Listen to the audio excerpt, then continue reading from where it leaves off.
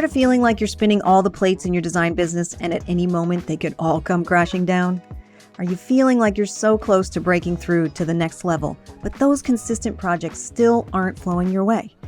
Are you ready to finally take your business from a hobby to 100K and beyond? Then welcome to the SixFigure Designer Podcast. I'm talking all the techniques you need in your design business to start paying yourself, get great clients, and finally break through that 5-figure ceiling.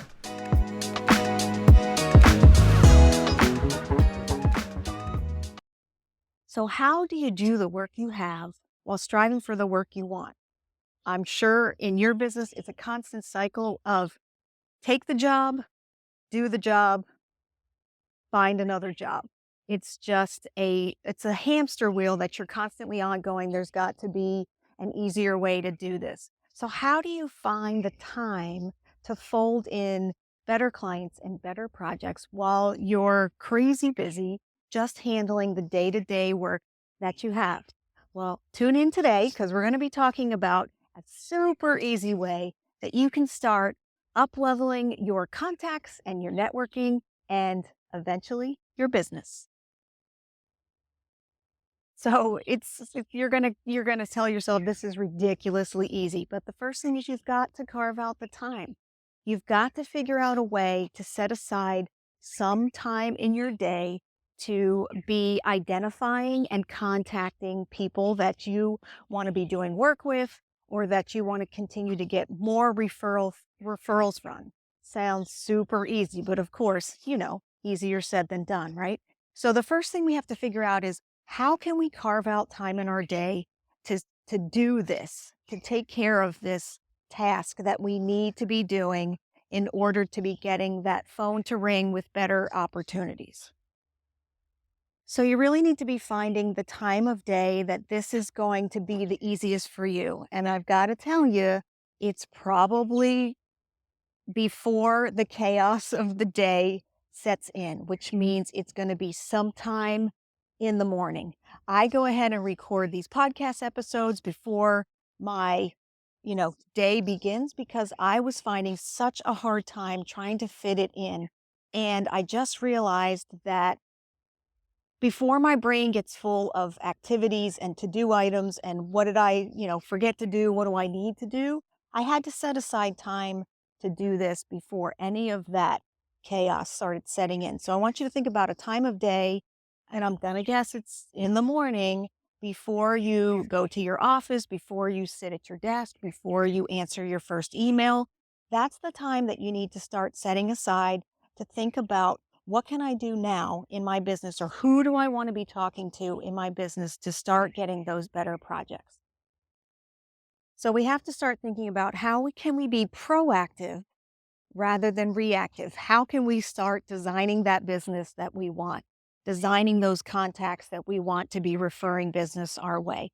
How can we be putting our time and effort into what we need to do to get the rewards that we're looking for?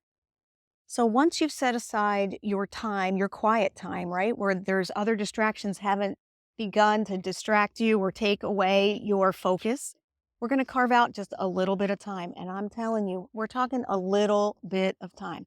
15 minutes, 30 minutes, just carve it out, even if it's 10 minutes. You know what they say about exercising, like half the time it's just beginning, it's the starting. That is what we're resisting. So if you can just set aside just a few minutes to get it started, that will make you A, feel like you're accomplishing something, and B, it will start the ball rolling, which is the hardest thing to do. So just set aside a few minutes to start this process, 10, 15 minutes, 30 minutes in the morning. And we're going to start with the very first section, which is we're going to make your list.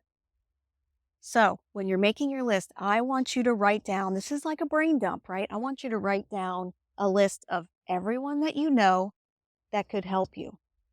Who is that? Is it family?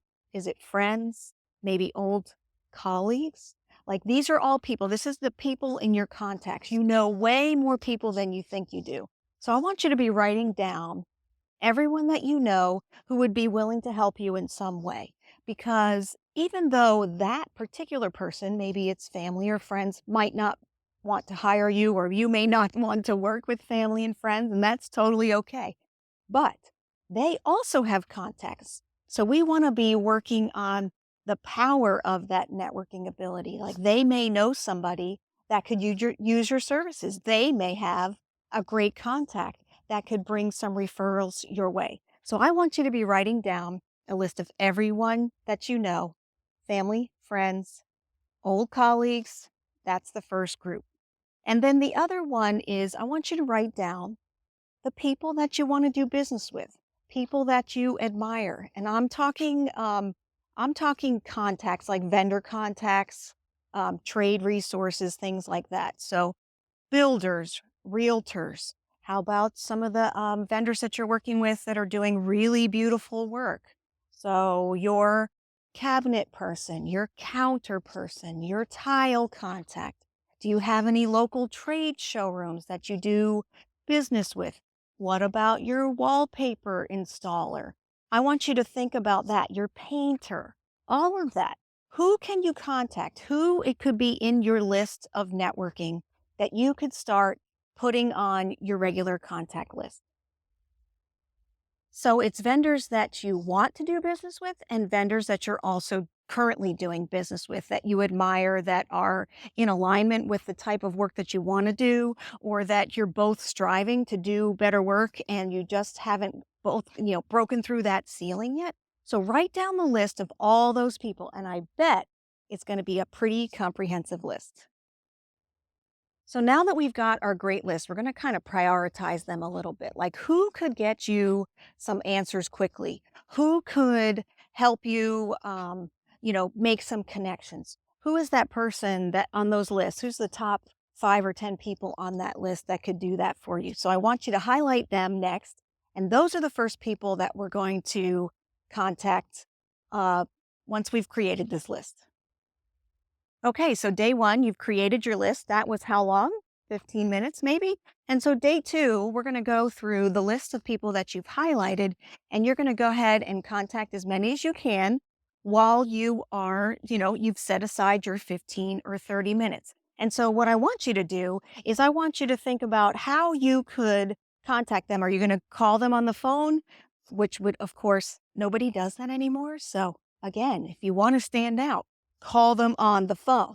So you may not get them, but you can leave a voicemail message, which is good, and then follow up with an email. So you can call them on the phone or you can send them an email. Next, you're going to think about what you're going to say, right? And there's a couple ways to go about this. When you first start doing this, of course, it's easiest and the least amount of stress is just to be like, hey, how are you doing? I'm looking for additional work. And of course, we want you to get movement. So that is definitely a very good first step. But then if you wanted to take it one step further, so we want to be creating rapport in these contact points, right? So if it's somebody you've done work before, you could, recount a project you did together and how much fun it was to work together, or how much the client enjoyed it, or maybe you just took photographs and you want to send those along. Or if it's somebody that you want to do business with, but you haven't yet, you could refer to something that you saw that they had done. You saw an advertisement in a magazine and you thought their work was incredible, or you read that article about them and you thought it was so impressive, and it actually made you want to reach out. So think about ways that you can make a personal connection with whomever you're sending this email or phone call to. And that's it. It's as simple as that. It's carving out 15 minutes, 30 minutes a day to go through your list. And as you think of people, because you will think of people you've forgotten on the first day, you're just going to add it to the list. And you're going to just make those contacts every day, 15 minutes. You're going to be emailing or calling or doing both. And what's going to happen is that activity is going to breed more activity. So I don't know if you've ever noticed, but sometimes when you have a need and you're so busy, the person that pops up in your email is the one that sort of makes it easy for you, that makes you pick up the phone and go, I need this right now. They're right in front of me. I can make that phone call. So think about being the person in front of them at the moment when they need it. So just keep doing those contacts. Make sure that when you do that, they have a way to contact you, that you're being very clear with how they could get in touch with you. And I hope this super easy technique helps you start to garner a steady stream of awesome clients and awesome leads. So thanks for being here today. If you want to learn more about how I run my business, I'm going to be doing a workshop in the fall. Please send me a DM and I will get you on the list so that when we get that date on the calendar, we can let you know about that. And I hope y'all have a good day. See you soon.